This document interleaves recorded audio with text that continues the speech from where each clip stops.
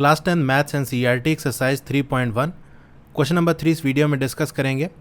The cost of 2 kg of apples and 1 kg of grapes on a day was found to be ₹160। यानी किसी दिन की बात हो रही है। उस दिन क्या, अगर आप 2 kg एप्पल और 1 kg ग्रेप्स खरीदते हो तो आपको कितना रुपए पे करना पड़ेगा? 160। आफ्टर अ मंथ, एक महीने के बाद क्या कहानी हुई?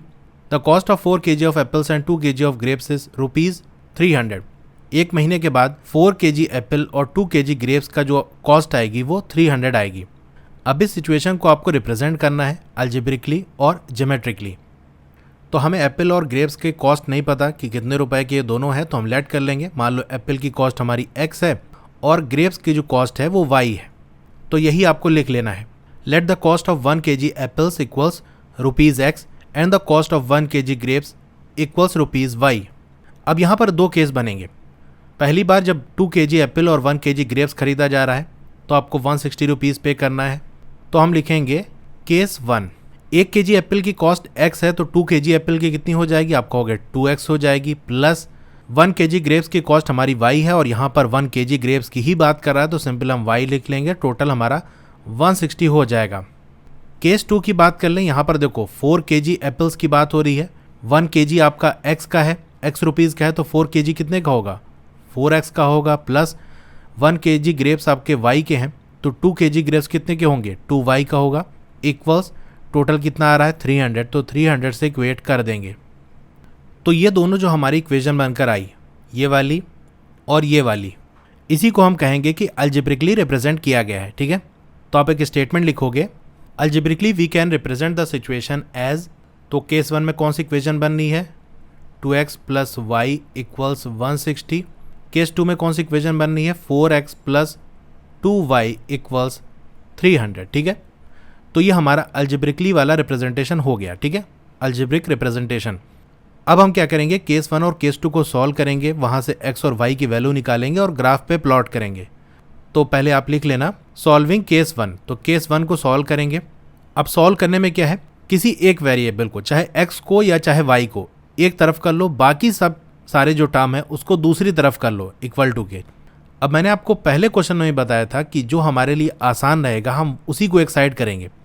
अगर हम x को एक तरफ कर लें तो प्रॉब्लम क्या आएगी? देखो 160 माइनस y हो जाएगा, क्योंकि यहाँ पर 2x है तो 2 जाके डिवाइड हो जाएगा। ठीक है, तो हम चाहते हैं कि फ्रैक्शन वगैरह ना आए, फ्रैक्शन से हम बचना चाहते हैं। तो पिछले दो क्वेश्चन में हमने x को एक तरफ करा था, इस बार हम क्या करेंगे, क्योंकि y को एक तरफ करने में हमारी आसानी है इसीलिए हम y को इधर लिख लेंगे। अब क्या हो जाएगा? 160 माइनस 2x हो जाएगा। तो देखो फ्रैक्शन वगैरह नहीं आ रहा है और हमारे लिए ये सही हो गया। इसी तरह आप लिखोगे सॉल्विंग केस 2। तो केस 2 को सॉल्व करेंगे। पहली चीज़ ये कि देखो यहाँ पर 2 से हम डिवाइड कर सकते हैं पूरी इक्वेशन को, तो आप लिख ले रहे हैं यहाँ पर डिवाइडिंग होल इक्वेशन बाई 2। तो ये क्या हो जाएगा? 2x हो जाएगा प्लस y इक्वल्स 150 हो जाएगा। यहाँ पर भी देखो अगर x को एक तरफ करेंगे तो ये जो x के पीछे 2 है वो नीचे जाके डिवाइड हो जाएगा तो फ्रैक्शन वगैरह आ जाएगी, इसीलिए हम y को एक तरफ करेंगे। ठीक है, आप उस तरह से भी कर सकते हो, बस थोड़ा सा आपको ज़्यादा एफर्ट लगाना पड़ेगा उसमें। तो ये y इक्वल्स क्या हो जाएगा? 150 माइनस 2x हो जाएगा। अब हम क्या करेंगे? x की वैल्यू यहाँ पर पुट करेंगे और y की वैल्यू हमको मिल जाएगी। तो x की वैल्यू ऐसी पुट करो कि y की वैल्यू बहुत ज़्यादा ना आए। ठीक है, दोनों मतलब x और y आसपास वैल्यू रहे। अगर x को हम 0 कर दें, ठीक है, x को 0 कर दिए तो y की वैल्यू कितनी हो जाएगी? 160 हो जाएगी। तो ये ज़्यादा गैप हो जा रहा है ना x और y में, तो थोड़ा सा x को कुछ मान लो ताकि y की वैल्यू थोड़ी सी और कम हो जाए। अब यहाँ देखो x को अगर हम 50 मान लें, ठीक है, x को 50 मान लिया तो y क्या हो जाएगा? y equals 160 minus 2 multiply by 50। ठीक है, तो ये आपको सोचना पड़ेगा कि क्या वैल्यू मानी जाए कि x और y की वैल्यू करीब करीब रहे।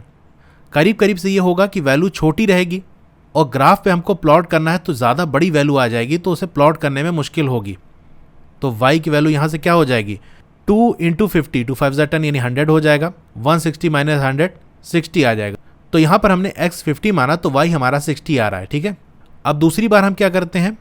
x की वैल्यू को 60 मान लेते हैं। अब देखो y की वैल्यू क्या आ जाएगी? 160 माइनस 2 मल्टीप्लाई बाई 60, 2 6 12 हो जाएगा। यानी यहाँ से y की वैल्यू 160 माइनस 120 40 हो जाएगा। आप चाहो तो x की कोई और वैल्यू मान सकते हो, जैसे मान लो मैंने 50 और 60 रखा ना, आप ऐसा रख सकते हो x की वैल्यू एक बार 60 ले लो, दोबारा x की वैल्यू 70 ले लो, तो ये भी ले सकते हो। तो यहाँ से क्या आ जाएगा, y equals 160 minus 2 multiply by 70 क्या हो जाएगा 140, यानी 140 माइनस कर देंगे तो यहाँ से y की वैल्यू 20 आ जाएगी। तो इस तरह से भी आप कर सकते हो, कोई प्रॉब्लम की बात नहीं है। अब केस 2 को भी इसी तरीके से हम सॉल्व कर लेंगे। यहाँ पर देखो x की क्या वैल्यू रखें, जैसे मान लो यहाँ पर x की वैल्यू हम 50 रख देते हैं तो y कितना आ जाएगा। आपको ना समझ में आए तो आप बड़ी वैल्यू मान सकते हो, कोई प्रॉब्लम नहीं है, बस आपको वहाँ ग्राफ पे प्लॉट करने में मुश्किल हो जाएगी, ठीक है। इसीलिए हम यहाँ पर थोड़ा सा दिमाग लगा के वैल्यू किस तरह से लेते हैं कि ग्राफ में हमको बहुत ज़्यादा दूर तक वैल्यूज़ ना प्लॉट करनी पड़े।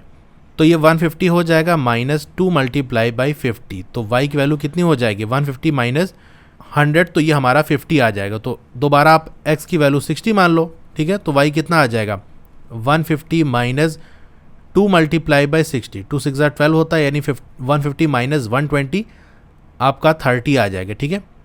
इस तरह से बॉक्स बना लेना, यहाँ पर x लिख लो, यहाँ y लिख लो, यहाँ पर भी x और y। अब वैल्यूज़ पुट कर लेनी है। देखो x की वैल्यू हमने 50 रखी तो y हमारा 60 आ रहा है, तो यही आपको लिख देना, ये 50 तो y हमारा 60। दूसरे केस में देखो x हम 60 रख रहे हैं तो y हमारा 40 आ रहा है, तो x 60 तो y हमारा 40।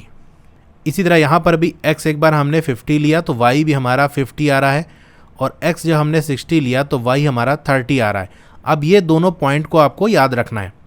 इसी पॉइंट की मदद से, यानी x और y की जो वैल्यूज़ आई है, हम ग्राफ प्लॉट करेंगे।